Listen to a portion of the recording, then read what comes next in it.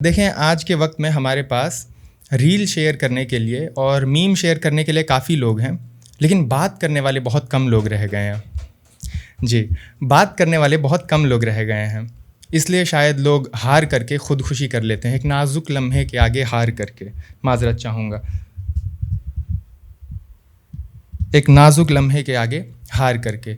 अगर उस नाज़ुक लम्हे में कोई सुनने वाला या बात करने वाला मौजूद हो, जो उसे बता सके कि तुम्हारे खुदकुशी करने से दुनिया पर कोई फ़र्क नहीं पड़ने वाला है। 3-4 रोज़ में हर कोई अपनी आम ज़िंदगी में लौट आएगा। हाँ, लेकिन तुम्हारे घर वाले हैं जो उस कमी को कभी पूरा नहीं कर पाएंगे। तो शायद वो खुदकुशी करने वाला या करने वाली खुदकुशी ना करे। तो आज के वक्त में बात करना बहुत ज़रूरी है। तो अगले कुछ मिनट हम और आप मिल कर के बात करेंगे। कहा है कि गलतफ़हमियाँ बढ़ रही हैं, आओ बात करें। अच्छा, अगर आप सब कहते हैं ना कि आओ बात करें, तो मेरी बात मुकम्मल हो जाएगी। कहा है कि गलतफ़हमियाँ बढ़ रही हैं, आओ बात करें। जो ना होना था हो रहा है, आओ बात करें। सबको ख़बर है दीवारों के कान होते हैं। सबको ख़बर है दीवारों के कान होते हैं। दीवारें किससे कहती होंगी, आओ बात करें। और मुझे अकेला देख बुला लेता है छत पे। मेरा एक अपना रिश्ता है छत के साथ, हर किसी का होता है। छत का एक किनारा जो होता है वो अपना होता है। तो मुझे अकेला देख बुला लेता है छत पे। बैठा कर आसमान कहता है, आओ बात करें।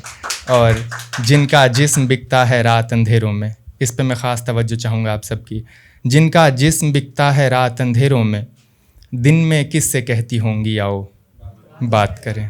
जी, शुक्रिया। राहुल भैया यहाँ मौजूद हैं। मैं सबसे पहले आपसे थोड़ा सा नाराज़ हूँ क्योंकि आपने हम लोग का काम जो है वो थोड़ा सा मुश्किल बना करके रखा हुआ है। असल में ऐसा क्या हुआ था कि एक रोज़ मेरी महिला मित्र से बात हो रही थी और किसी बात पर बहस हो गई। जी, तो जब बहस हुई तो उन्होंने अच्छा देखें, हम और आप जब गुस्सा होते हैं तो काफ़ी मतलब ज़ाहिर करते हैं चीज़ों को। हम कहते हैं हाँ ठीक है, मत करना कॉल, अब ब्लॉक कर रहा हूँ मैं तुम्हें, कॉल बैक मत करना, ठीक है। तो वहाँ से जवाब आया कि तुम एक काम करो, राहुल को सुना करो। मैंने कहा इसके पीछे कोई ख़ास वजह? तो वो कहती हैं तुम अच्छा बोलना सीखोगे।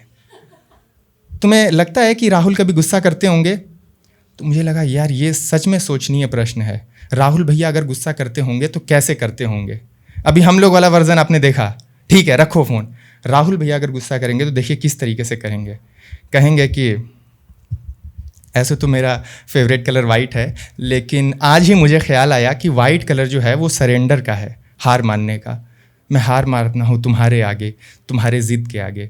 मैंने माना था कि हम और तुम उस आखिरी मंजिल तक एक साथ चलेंगे, लेकिन शायद तुम्हें और भगवान को ये स्वीकार न था। फिर मिलिएगा सरकार अगले जन्म में। तो भैया कुछ इस तरीके से अपने रिलेशनशिप को ख़त्म करेंगे, ठीक है। लेकिन हम लोग उस तरीके के नहीं हैं, तो मैं थोड़ा सा कुछ करिए, बेहतर करिए कुछ जी हमारे लिए। तो एक रोज़ मैं ऐसे ही बैठा हुआ था कि जब बात हुई हमारी कि आओ बात करें, तो एक रोज़ क्योंकि मेरे पापा फ़ौज में हैं, तो मैंने एक रोज़ मम्मी से पूछा कि मम्मी जब 90s में शुरुआत में जब पापा ख़त लिखते थे तो उसको घर आने में कितना वक्त लगता था? तो मम्मी ने कहा 2.5 महीने, कभी कभी 3-3 महीने भी लगते थे। तो मैं अकेले बैठ कर के ये सोचने लग गया कि 2.5-3 महीने वो किस उम्मीद से घर वाले रहते होंगे कि कब ख़त आएगा, या फिर वो ख़त जो होगा वो आखिरी होगा या फिर क्या। तो मैंने ये सोचा कि आज के वक्त में बात करना आसान हो गया है एक तरीके से। हर कोई आपसे एक मैसेज की दूरी पर है। मैसेज तो छोड़िए, आजकल लोग पबजी खेल करके भी तारों के नीचे से सीमा पार कर देते हैं, ठीक है। बाद में आप लोग समझ जाएंगे जब घर जाएंगे तब। जी सीमा पार कर देते हैं जी। तो पबजी खेल करके अभी भी नहीं समझे, कोई मसला नहीं है जी। तो बात जो है वो बात करने से सिलसिला आगे बढ़ता है। तो मैंने कहा कि जो आसानी हो गई है, काश अगर हम लोग उस दौर में रहते जब ख़त लिखते। तो मैंने कहा कि तुम गलतियां बताती जब गलत लिखते, काश उस दौर में होते तुम्हें ख़त लिखते। जब हर पहर हाल न तुमसे पूछ पाते, इस आसानी से लफ्ज़ भी ना पहुंच पाते, तब जवाबी ख़त सिरहाने लेकर, उलझन उस पार तुम्हें इस किनारे लेकर, उलझने बताते कुछ दिल की हसरत लिखते, काश उस दौर में होते तुम्हें ख़त लिखते। आवाज़ कानों में मिश्री जब न घोल पाती, फ़ोन जैसे खामोशी का राज तुम ना टटोल पाती, तब हाथों में तुम्हारी तस्वीर लेकर, अधूरे अल्फाज भीतर का शायर लेकर, नज़्म लिखते नीचे दुआ में बरकत लिखते, काश उस दौर में होते तुम्हें ख़त लिखते।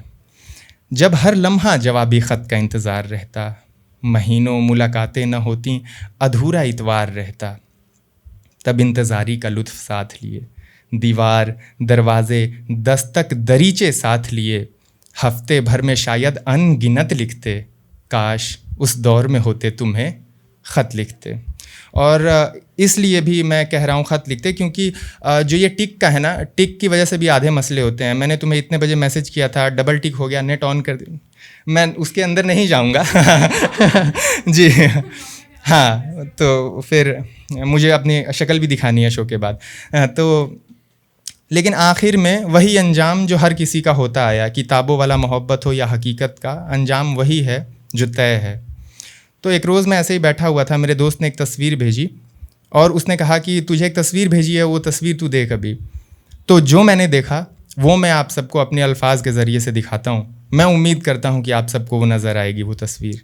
तो मैंने कहा कि उसकी एक तस्वीर देखी मैंने और देखता रहा उसे, उसकी एक तस्वीर देखी मैंने और देखता रहा उसे, देखता रहा उन हथेलियों को कि जिनकी गर्म आगोश में मेरी आँखों ने कितने लम्हे गुजारे थे। मैंने तो उन हाथों के सिवा दुनिया ना देखी थी कभी, न देख सका था इरादे जो नेक तुम्हारे थे। जब तुम थे तब आँखें नींद से इस कदर रूठी न थीं, पलकें भीगी मेरी ये देख कर के तुम्हारे हाथों में मेरे नाम की अंगूठी न थी।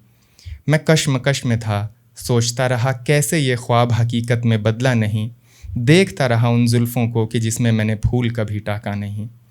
न सोचा था कभी कि मेरे ख्वाब इस कदर भी तबाह होंगे, तस्वीर में उसके झुमके देखे मैंने और ये ख़याल आया न जाने मेरे दिए झुमके आज कहाँ होंगे। तस्वीर में उसके चश्मे देखे मैंने जिससे मैं दुनिया देखा करता था कभी। ये हम सब की आदत है, अज़ीज़ होता है तो हम ज़रूर उसकी चश्मों को अपनी आँखों पे एक बार ज़रूर लगाते हैं। तस्वीर में उसके चश्मे देखे मैंने जिससे मैं दुनिया देखा करता था कभी, न जाने वो नज़रें आज कहाँ किस को हासिल हैं।